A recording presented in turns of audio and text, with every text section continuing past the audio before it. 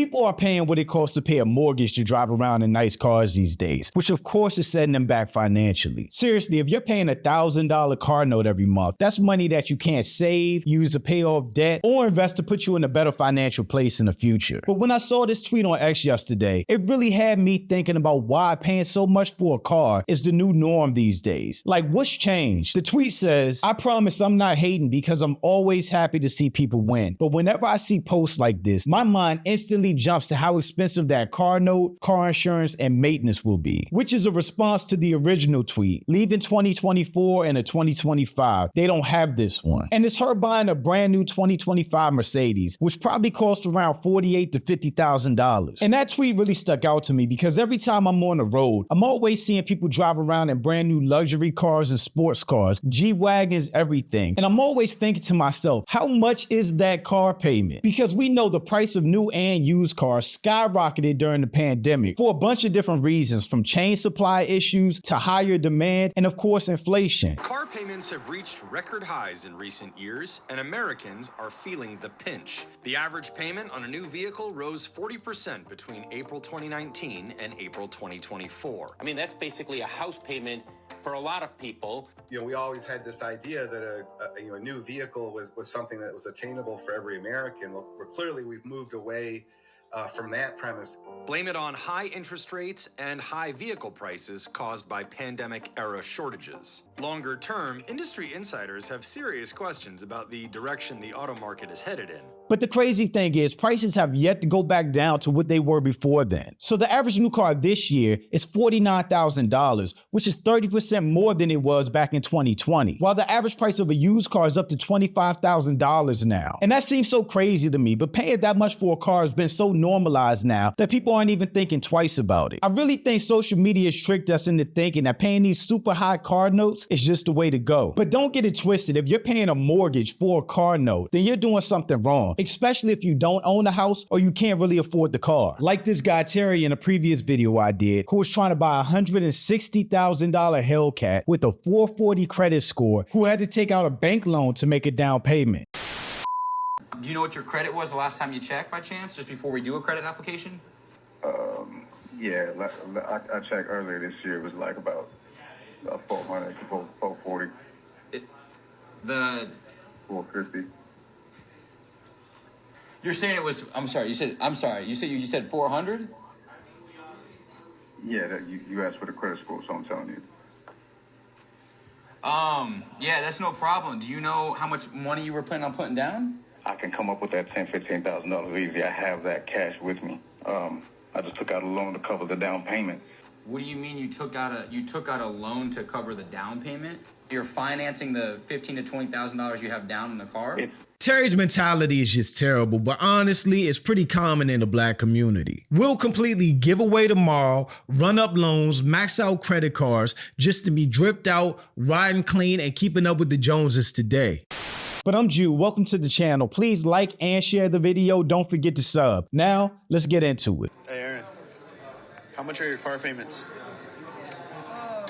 On my Cadillac 850, on my Hyundai 475. Hey Cliff, how much is your car payment? $1,030. Is that one car or two cars? One. Nice. Devontae, how much is your car payment? $800 a month. Hey Ruben, how much is your car payment? $800. Adrian, what is your car payment? $665. Nice. Almost $700. Well, that's one of them. The other one's $765. Hey Stephen, what do you drive? 2022 Ram 1500. And what's your car payment? $1,027. What is your car payment, Mike? $815. And what do you drive? Grand Cherokee L Overland. Okay. What kind of car do you drive? Wrangler 392. And what is your car payment? $1,000 a month. $1,000 for a car note is crazy. I find it really interesting that the people shooting these TikTok car note videos are car dealerships. And again, it's like they're trying to normalize people paying a high car payment. So when they do come in there and hear the car payment, it's not that big of a deal because they've seen these prices on TikTok before. Because just like that other tweet says, you're not only paying $1,000 for a car note, you also have to pay insurance monthly and maintenance whenever it comes up. And depending on what type of car you have, both of those things can be be really expensive. Like an oil change for a luxury car is over $100 because you're not just taking it to Jiffy Lube. I remember when I had an Audi A6 and it felt like everything on that car cost $100. New tires, new lights, whatever it was at least a couple $100. And when that car started having electrical issues, like the brake lights stopped working, they told me they had to replace the whole electrical strip, which was a couple $1,000s to do. And there are hidden cars just with the car note that can definitely set you back financially, even more so if you're already struggling with money or debt. What trends have you noticed amongst people that are struggling financially? What are they doing with their money? Why is it not going in their favor? Everyone's good with getting a 5, 6, 7-year car loan at 25% and thinks that that doesn't mean anything. So that's crazy. I mean, what? The average new car payment, what was it?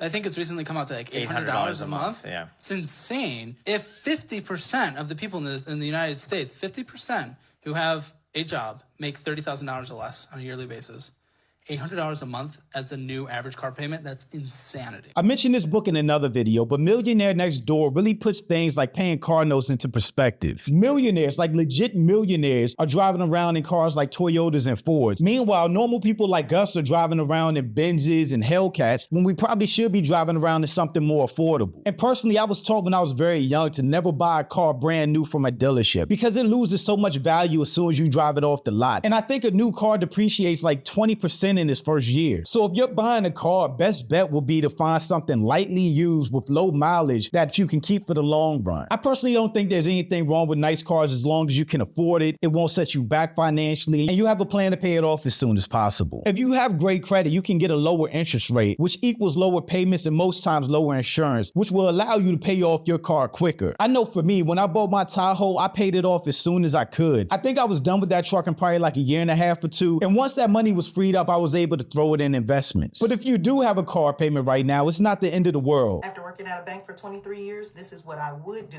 If you have a car loan at the bank, consider this.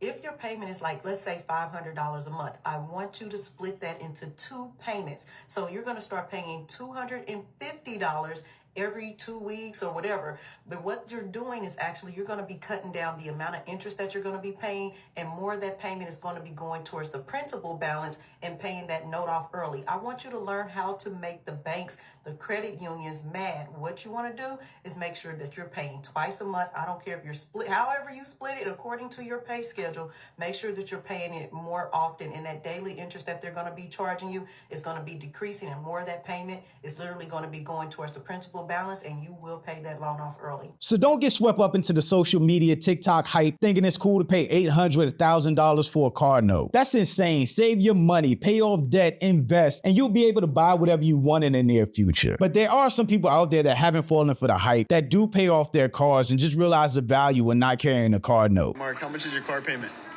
$0. That's it. How much is your car payment? Shit, I don't have a car payment. I don't have a car payment. Hey, Giovanni, what do you drive and what's your car payment?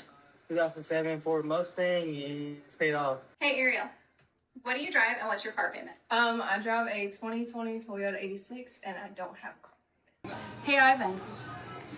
What kind of car do you drive? Dodge Challenger. And what is your car payment? I don't have a payment. Straight cash. Straight cash, homie. Hey, Norris, what do you drive and what's your car payment? Dodge Ram 1500 and Mercedes. What are the payments? On both cars? Yeah. Nothing.